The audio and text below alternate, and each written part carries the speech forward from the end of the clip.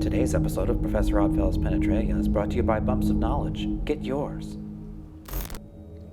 One time, I didn't show up on a security camera, as confirmed by a club-wielding night watchman, when I accidentally trespassed to do some low-light photography. I reverse engineered what I did so you can see if it works for you. There's likely some spooky magic at the root of it, so this is just for fellow weirdos who don't wish to memorize the syllables of the Yogic Sutra for attaining invisibility. So Monsieur Meow and I were out at 3 a.m., equipped with flashlights and a long exposure camera with tripod, looking for sundials to experiment with time bending. In the pitch darkness, we stepped over an armorial lion etched in the concrete. And we ended up spending about 20 minutes trying to photograph it, waving our flashlights over the heraldic beast while leaving the camera shutter open to let extra light in. We'd never dream of using a flashbulb.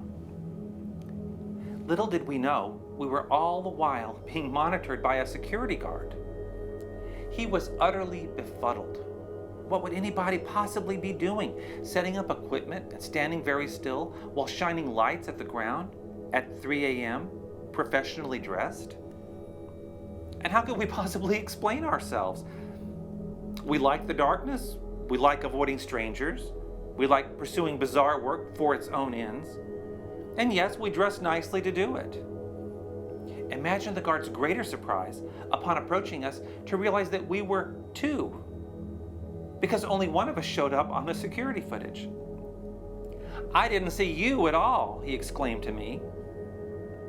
Here's what I think made me invisible up to the point until my attention was distracted by the night watchman. It was very likely two things. First, I was so intensely focused on getting that night shot to come out that very literally the rest of the world didn't exist in my consciousness. Second, that lion must have come into play in a magical way, like a talisman. We were tracing its lines with our flashlights, perhaps bringing it to life in a way. Maybe the spirit lion stood between me and the security camera. But here's why I think the lion was crucial. Merely minding one's own business isn't necessarily enough. In fact, minding your well-dressed business can actually attract attention, which I know firsthand from thousands of experiences. When I'm out and about, I'm invariably highly focused on my purpose, and I don't look at other people. Have you ever tried that? What power lies in minding your own business? You become utterly fascinating and glamorous to the general public. I do it in the grocery, at restaurants, while taking a stroll, anywhere. When you mind your own business to the exclusion of all else, you'll catch in your peripheral vision all the heads turning to see what you're on about. And you'll feel eyes burning into your personal space.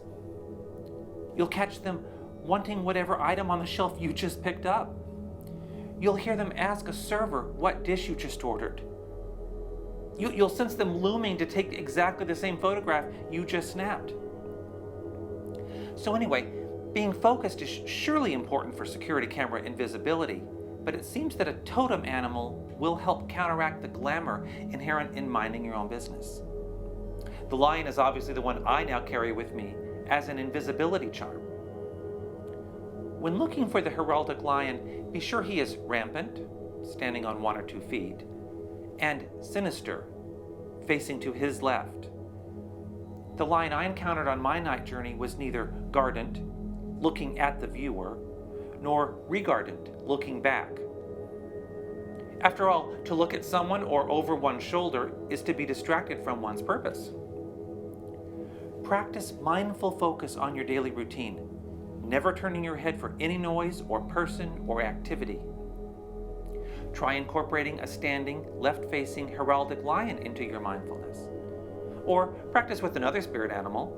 The lion is merely the one that I can vouch for when it comes to invisibility. Oh yeah, the attorneys in my family remind you that nobody is promoting trespassing. Did you hear the one about why scientists now experiment upon attorneys instead of rats? It's because attorneys are more plentiful. There are certain things a rat won't do, and animal rights activists aren't bothered. Transparently yours, I'm Professor Oddfellow.